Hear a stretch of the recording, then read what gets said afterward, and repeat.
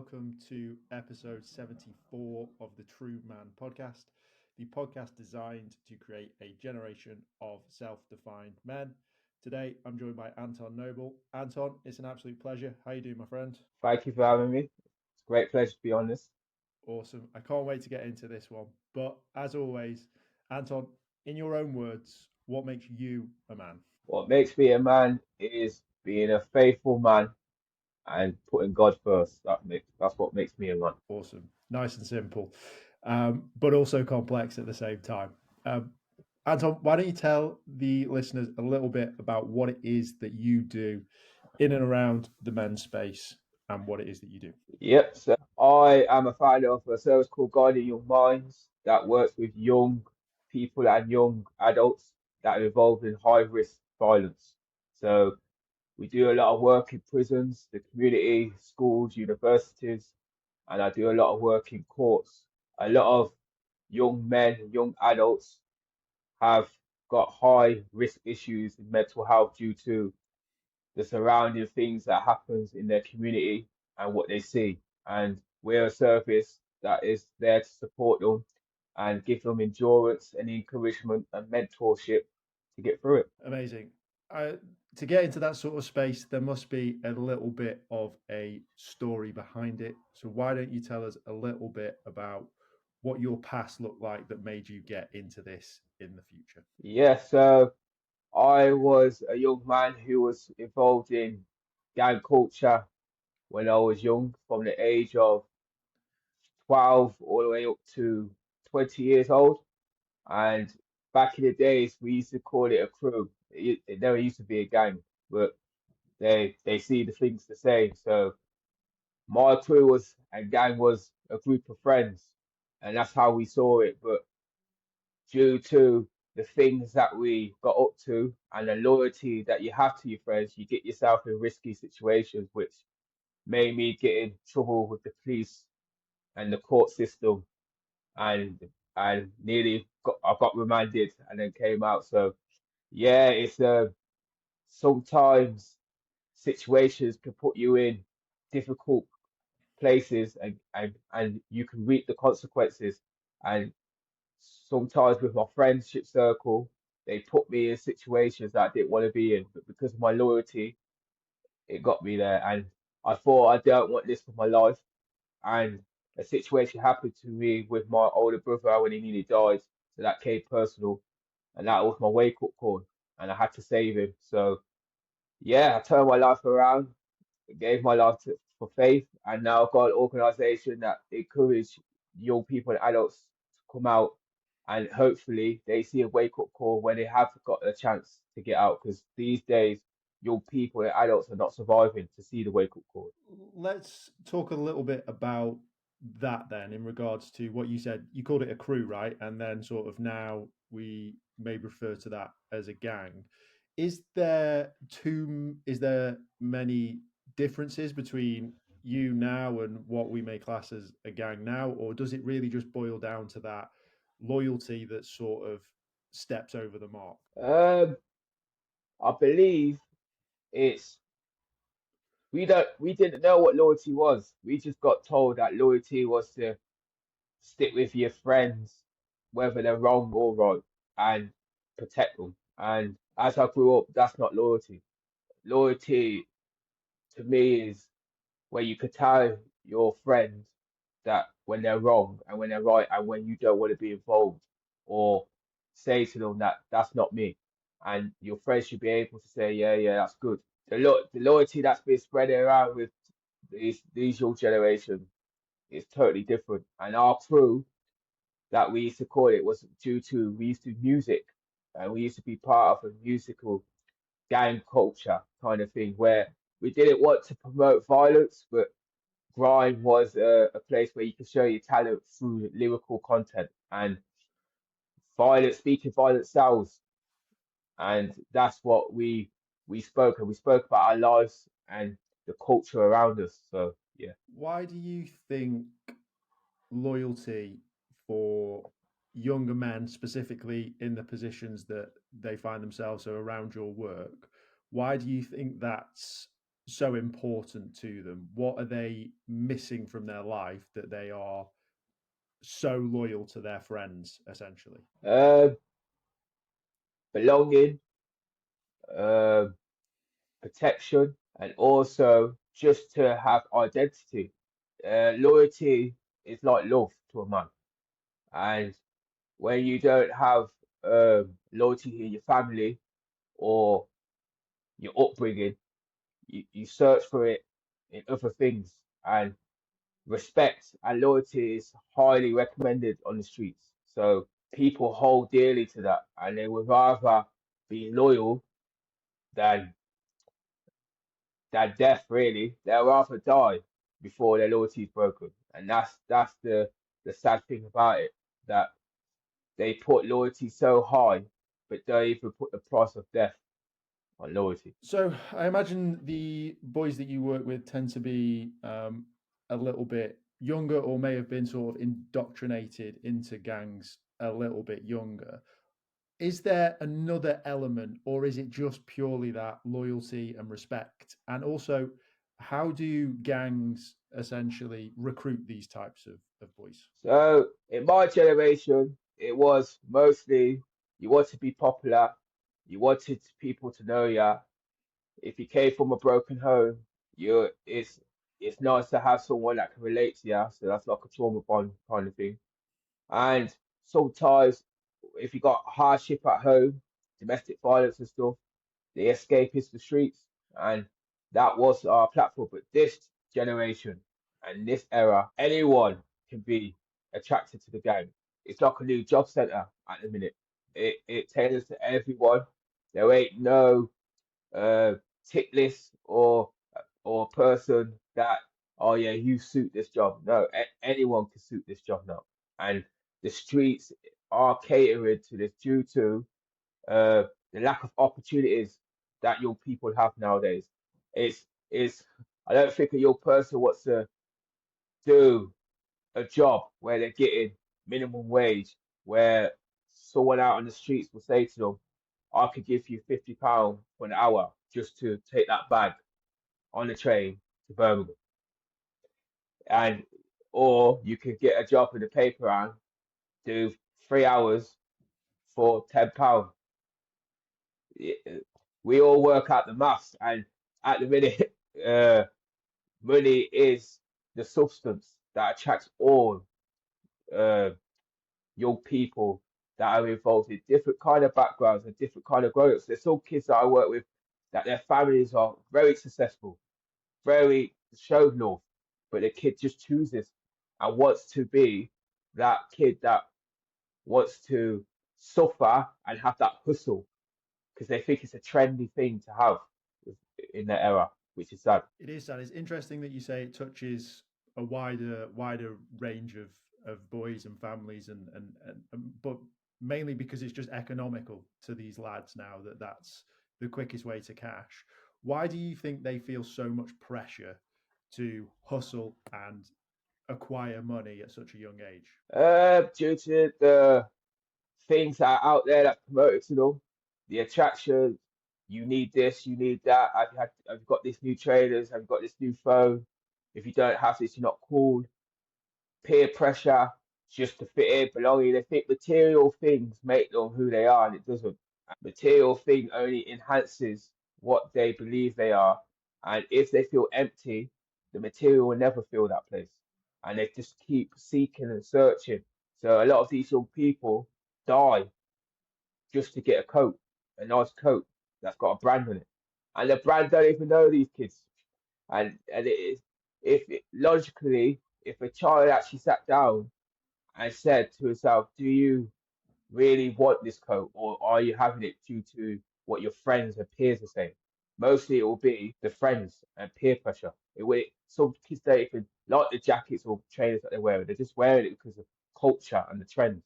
So it's very sad, very sad. So you think social media, or is it just within those sort of groups? It's just this guy on the streets wearing this Montclair, this guy's wearing a Canada Goose, so I have to have that, or is it amplified on social? Yes, I think it's everywhere to be fair, but it's mostly social media, films. music videos, the artists that they look up to that wear these type of clothes. It puts it out there that if you want to be like me, you've got to dress this way, you got to be this way, you got to carry this way, you slang and all this kind of stuff. And it's like everyone's coming copycats. Like everyone wants to be the same person, and I don't understand it. Yeah, there is an element of that. You want to, I guess, at that sort of age as well. It's that real wanting to fit in and that real wanting to be, like you say, popular and perceived successful, whether that's with girls or just as a boy in your social status. So I understand where it comes from. Now, let's say one lad says, you know what, I'm not going to do the paper round. I'm just going to take this bag to Birmingham. I'm only going to do it once, and then I've got my 50 quid. Right? How easy is it to just do it once? So they give you a tasting session, really. It's like an interview. They'll say, "Oh, you could do it once to see how you get on with it. If you like it, come back. If you don't like it, do what you're doing." And so kids, where you put a carrot in front of a child, and the feeling that they get from it of getting money that they wanted, it's the feeling that they chase. It's not necessarily the money. It's the feeling that they have from it, and that's the thing that they keep on wanting, the feeling, and they don't really think about the consequences until it happens. Do you think they know about the consequences, or are they just naive to it at the beginning? Yeah, no, I think a lot of kids are aware of it. They just don't expect it to happen to them. That's what they don't expect. They know you can speak to them and say, if you do this, eventually you're going to get caught. If I get caught, uh, if you go into an area that's bad and see you as an enemy, you could get yourself killed just for stepping in that area. Yeah, but that's if they see me. It's all if and if, but the high possibility for them to be robbed, be set up, get caught for police is very high. There's cameras everywhere, everywhere, and to be fair, the worst cameras in this society is kids. They have camera phones everywhere. They are the cameras, and that's what they're not understanding. Their own generation is becoming CCTV. Yeah. Well, yeah. I mean, he did that in the 70s. You probably could just get down an alley and you'd be away. But now it's yeah, they're everywhere, and there'll be another kid with another camera sending a message. Where do you think that cockiness comes from? Why do you think they have that arrogance about them at that age? Some of them have been in a family where their family's in crime.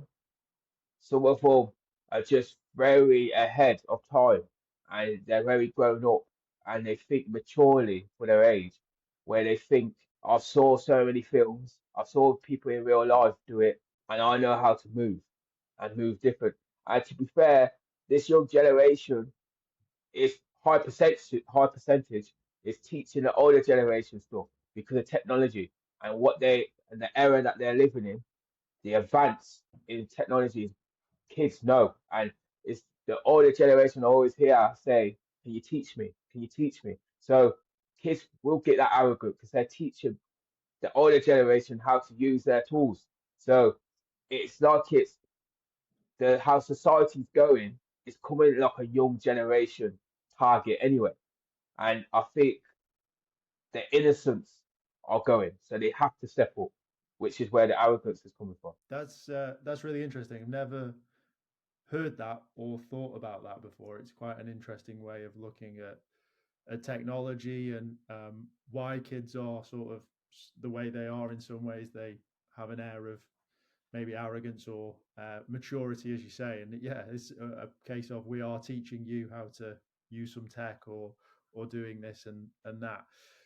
Let's get a little bit into the nitty gritty of what you do. So, when it comes to, I guess, well, you can explain this. Is it people wanting to leave, or are you actively going out seeking these uh, boys and people to help? How does it work? So we do get our referrals from either prisons, the police, the social workers, schools, colleges, or universities. And then sometimes we actually get south referrals where they come themselves. Any kid or your person or adult that we work with, our main rule is if you want to change, we'll support you. It doesn't matter what your parents or teachers or professionals say to get support. If the kid or adult doesn't see that they want to have a change, it's not the right time. Because I know when I was younger, you couldn't tell me anything if I didn't want to commit to it or even listen to you. I'll hear what you're saying, but that don't mean I'm listening to you. And I created an organization knowing that you have to have the seed inside you that you want to change to give someone from the outside to encourage the change. And it's very hard. It's hard for someone that wants to change to get support. So imagine someone that's mind is already set that they don't want to change. You're speaking a voice and encouragement on deaf ears. It's not going to go nowhere. Yeah, for sure. With a number of external bodies referring these people to you, do you see a lot of people that are like, nah, not really bothered, not interested in this, or is that turning point? So I guess the police or social or that's something that's that level that's got involved, that might be a little bit more serious, and they might be like, oh, okay, it's probably time to man up, shall we say? Yeah, yeah. It's sometimes when we go to them because we've got past experience and they know of us, it's easier to relate and speak to. Sometimes if they've worked with a lot of professionals before, they might see it as, oh, I don't want another professional in my life and that. So sometimes it just hinder to encourage change. But most of the time, high percentage of the time, we get a kid that will probably say no at the start to the teacher or police, and then when we see them, it's a different story because they have a picture in their head that we're going to be like the same as all the other professionals. But we our approach is more street. It's more, yeah, you've got someone that you look up to on the streets, and we're not trying to take that away from you, but we're trying to make you fully understand who you're looking up to. And when the heat just start going hotter, can you handle the heat? And could you handle it if your person that you looked up to turned on you? Could you handle that? So these are the things that young people don't think of. So there's a big element of that sort of telling, especially to young boys, right, where they seem to have just been told for the last 10 years that they are a danger to society, they're a danger to women, they're this, they're that. So explain a little bit what's different about what you do and how you sort of navigate that realm of, like you say, arrogance and we know better kind of thing. How do you start to rein that in and remove from the not professionalism, but yeah. Yeah, so I work out and my team work out the way they've been groomed into violence. And grooming comes with different methods. It's not just a guy speaks to them outside their school. Grooming is now social media, their families, their friends, and yeah, high percentage of it is their friends that groom them. And when we find out how they've been groomed, we use that same method to groom them out. And if they've been groomed due to money and the popularity, we will say to them, okay, so we don't understand you want money. Everyone needs money, but the love of money is not good. And if you put money over everything, you will never be happy because you're more than the money that you're getting in your hand. And a man created the money. So why would you want to sell out your life to chase paper when you've got someone that you look up to on the streets that's my age still on the streets? Do you really want to be on the streets like him? And we start doing stuff like that to make them know that the same person that's spoken to you is the same way you can speak yourself out of it. And the power is in the adult and the young person that the system needs them more than they need the person that they get the drugs or stuff off. So they are more important, and that's what they need to realize. Yeah, it's really interesting. I have had this sort of conversation probably when I first got into this space and like just to use the name that's always thrown out there, when Andrew Tate and all of this rumor that boys were obsessed with how much money he had and all of these cars and the lifestyle that he had, the knee-jerk reaction was, don't follow that guy, don't listen to this guy. But my thought process was, well, if they're watching them, sit them down, and they're probably going to go, I want a Bugatti. And I go, all right, cool. How much does one cost? And how are you going to start earning? How are you going to start changing your life to start to get in a position to earn one of these?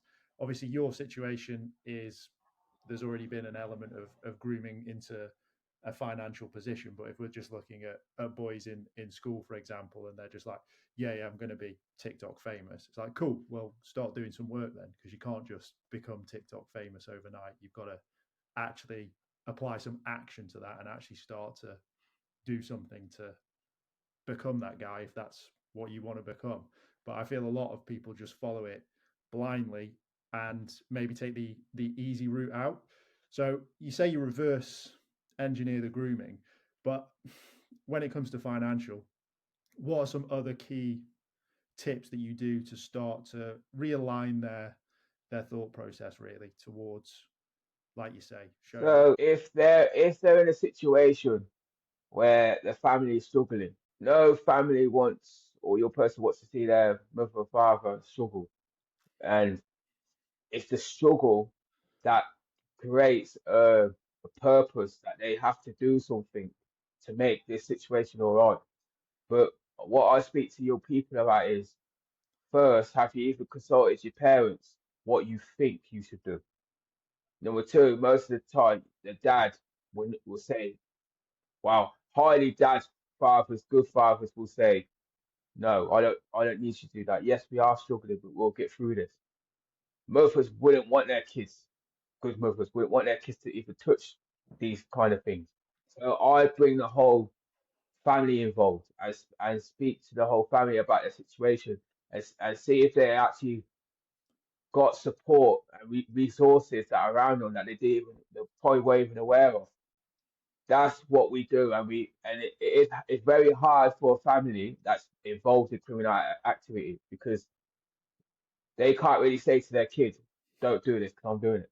They can't. So that's when it comes like a catch-22, and that's when I say to the young people or adult that not all things that your mother or father tells you is right, and the people that you don't listen to, like professionals, sometimes they are speaking right, which is love. And I'm not saying your parents don't love you, but they're not speaking right on your behalf. And if they're telling you to go out to sell drugs for them, and they get other kids to sell drugs for them, what's so different about you to the other if they love you more? And that's how we speak to them. We speak because the streets are getting so tough and so 18 rated that there ain't no innocence, or if you did not know this, you as soon as you stepped on streets, you know it. And that's how we have to make sure that your people are aware of. So you briefly touched on the professionals and sometimes their words being good and sometimes parents' words or people that they're working with are not coming from a point of love. And there was a lot of stuff recently around, so Gareth Southgate specifically did his speech around men and boys needing more positive role models. What's your view on just that statement that we need more positive role models? That statement is, I think we need more transparent men, and men to know that when they are struggling, it's okay to tell the young ones it's okay to be in this period where you are struggling, but you will get through it if you hold on. It's all right to speak to a therapist or professional that you want to speak out about your mental health, or you've got deep trauma that happened when you were a kid, and it's time for you to let go and heal. It's okay. And I think the more men start being vulnerable instead of showing strength all the time, and understanding that there's different kind of strengths in different. And I use this metaphor. I use it more with the police. To be fair, if you watch Spider-Man, Peter Parker, and Spider-Man are the same people, but when Peter Parker turns to Spider-Man, Spider-Man can only help him in certain situations, and sometimes he had to come to himself to help in other situations. So when I say that is there's different strengths. You just need to know the methods on how you can portray yourself in different situations. And this is why I think with young people, they just see one way of strength and it's not. And showing a tough face and masculinity all the time does not work. Doesn't work in all situations. And when you go to into the prisons, there's masculinity at high level, and it takes a lot of energy to keep that up, which is why mental health starts playing in, and withdrawal and all that kind of stuff. So yeah, I think what he mentioned about Gareth Southgate, it's very important, but vulnerability is what I think, and transparency is what men need to do. How do we make that more appealing to young men and boys though? Because the flip side of that is they're being told that that's not the case, and the people that are telling them that that's not the case are the ones that have uh, the things, the things that are attractive, the fast cars, the women, the money. Like, how do we make vulnerability? How do we make critical thinking essentially more mainstream or more desirable? I think when you're an influencer and you've got a lot of people looking at you, you've got a high responsibility. And if you're showing things just for views and and and it goes against your character, you're actually causing more harm than what you think you're doing. And I think if the hierarchy and the street level were to be more vulnerable and more transparent, many young people wouldn't get involved in it, because it's all right to look at a Bugatti and have a Bugatti, but do you know the maintenance on having a Bugatti? Do you know that the the devalue it comes when you keep driving the car, and the money that you put in is going down like you opening a tap? They don't understand these things, and the feeling goes. And I always say to a kid, see when you got them new trainers that your mum and dad got you, and they worked hard for you to get them. For 2, 3 days, you're happy. But after that, the feeling dies, and you don't care about them, and you're chasing another new thing. That's the same with all material, jewelry and everything. So I make them know that don't live for a moment. Live to create something in yourself which people will admire, and you can inspire and help others. Go if you go in that way, you will always be happy, because your happy is fulfilled by making someone else happy, not yourself. And that's what I think a lot of this generation has been taught to be: make yourself happy. And if you make yourself happy, it's good to feel happiness in yourself, but it's not good to have a selfish happiness, because that always needs sustaining. When you help someone else, it fulfills you more than you finding happiness for yourself. And that's just my personal and evaluation views. Yeah, it's funny when you were saying all that.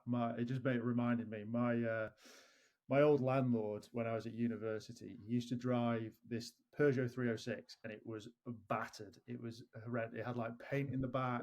He was always in scruffy clothes, and just one day I just went, "How many other properties have you got?" And he went, 38.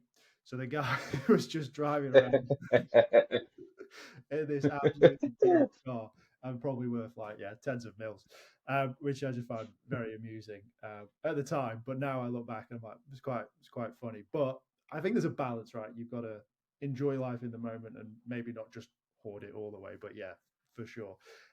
You talk a lot about helping others. You talk a lot about like the stuff that you've went through and that side of things. And a part of that for you is religion, and you seem to have found that and got back into that. Like, how important is that for your transition, for yourself and for others? Is that something that you try and introduce, or is it something that you just talk about and see what people take up? uh, yeah, I don't force my views on anyone. I Mine is a personal experience, and it's an experience that no one can take away from me, and it's my core in everything, my values, what I give out, my energy levels, my time when I need to reflect, my self time. It's literally everything. And I know that I needed that to save me. I was at a time where even now I fight with myself, and I'm nearly 12 years out of crime. So, and being involved in that kind of culture. So, and still I fight with myself, my old self. I still every day. There's things that happen to me where you got to think people don't forget what you've done. You can change, but people don't forget. And it's very easy to me to choose to react than to say no and let them cause uh, abuse with words or say they're going to do stuff to me and let them express themselves. It's very hard to let someone do that when you came from a background of reaction all the time. And yeah, it's a tough battle, but I know that I'm doing good, and I'm sure, and there's always someone watching, and that's what I care about more. I care about my character and how I present myself, and that's all through faith. So yeah, Yeah, amazing. I think faith is a great way of having that checker in place. That sort of like I'm doing this for someone else, whereas I feel like a lot of these guys, it's quite a selfish act, as you sort of alluded to. But I think you can get to that position without faith. It might not be the easiest way. It might be a longer road. So yeah, it's just interesting to see what your thoughts are on it. It's that just that checker, isn't it? It's who else am I doing this for? And if you haven't got anyone, or you've got to alleviate ties from friends, from family to leave that life, then it's a nice way of having something that you can always be accountable to. Like, is there a lot of people that have to like just leave everything and just say I have to disconnect from everyone? nah, it even me, it's fully out there with me. I say to people that I still hang around with my friends because you may see them as uh, high risk people, but to me they're my friends. But that don't mean I do what they do. Meaning where if they're going to do bad, I'm not there, and they won't call me to be there, and that's what love does. And I wouldn't want to leave, uh, chase loads of people that I don't know to then leave my friends in the same situation. And I'm very transparent with them. I say I don't agree with anything that you're doing, and there's sometimes I won't be around them for a long time, but that don't mean I don't still love them, and so I won't support them if they did come through hardship. And so I say to a lot of your kids, I'm not saying for you to take your friends away from you. I'm saying to change your mindset on how you see your friends, because sometimes you could be the door for them to leave what they're in, and and sometimes it's a great burden to have, but when you love your friends, it's a great burden to carry. Yeah, for sure. I think I've noticed that myself in a differing scenario. I obviously started this podcast. I started talking about being a man, mental health, all of those things, and I've since had really powerful conversations with friends that I've known for 10, 15, 20 years that we've never had before, because I am open and happy to say I was struggling, and now they're more confident around me and feel that they can just speak, which is nice. So yeah, I think it works in all scenarios for sure. So that's interesting, and it's a nice way of doing it, because again, if you're going it from a professional point of view, you're just taking everything away from them, right? So this is a differing way. Yeah. Sometimes you need to strip back and have time in isolation because with change happens in the dark. You can't you can't put it in the light until it's ready to be in the light, to be exposed. And I always say to kids, if you want the spotlight don't just show good, it shows bad. And it shows things that you've hidden that people will speak up of. And you've got to be that resilient to know what you've done and own it, because everyone wants the light, but they don't know what the consequences of the light is. Yeah, for sure. let's talk very briefly on sort of mental health and I guess that shift. So, like, you may have left prison, you may have made a conscious decision, you may have worked with yourself. Um, but like, what's their mental state? What's their mental health like at that point? Like, where are they at mentally? Mental health, if violence, your people, I don't see what they're doing as mental health, but it is. If you could hold a knife and have the intentions to go out to kill someone or hurt someone, that's mental health. But they won't see that as mental health. If you can think one day where you think, I feel so depressed, I need to make myself happy by robbing and hurt someone else, that's mental health. I don't think this gets promoted to young people. If you can see a kid getting battered, and instead of helping, you're filming, that is mental health. And that's, I feel that these behaviors are becoming normal. Like, oh, everyone does it. It's normal. It's not normal. And the society is accepting these behaviors, and it's not good to accept them because it's wrong. And I always say to when I go to prisons and secondary schools, I say to the kids, if your first reaction is to put out a phone to promote it to an audience outside to get views, that's mental health. That's bad. And the same way where you saw your mother or father be depressed, suicidal, it's the same thing you're doing because you put it out there, exposing a person. You don't know what family member or cousin seen that and how it's going to impact their life. So you're promoting suicidal self harm and depression, anxiety, all through society due to what you're doing. So your actions carry weight, and and I think people are not accountable. That's why mental health is so up the rise as well, because I don't think we hold a lot of people accountable for their actions. What do you mean by that? So I mean by if a young person is using a knife to stab someone, I don't, and he gets caught, there's always, oh, he was groomed, he Okay. was he was tricked to do that, he had to do that. There's always an external thing to blame. But instead of saying, right, there is a thing behind it while you're doing it, but you still had a choice to do it. And you thought the right choice is to do is to hold a knife and stab him.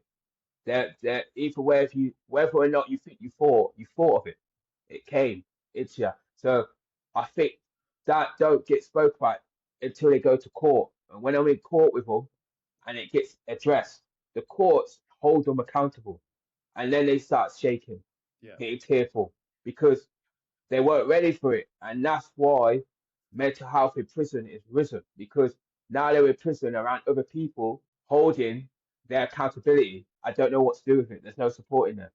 And that's why I feel accountability is a great thing that needs to be taught to your people at an early age, that their action has consequences and it can not just affect you, but other people around you.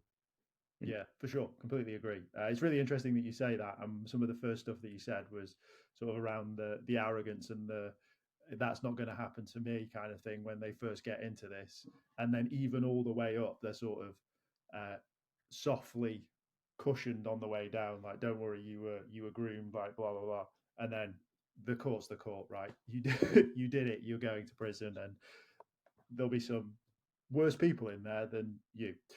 So I imagine that adds a little bit more pressure to their time behind bars as well, um, than just Yeah, and I'm not saying that fear don't come to play in this. Where if someone's telling you you better hold that knife or we're gonna stab you, that's a whole different situation.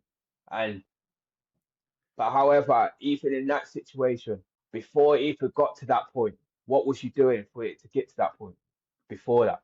And that's what I don't think people look at. There's always a situation that happens before for them to even have that power over fear for them to do that to you.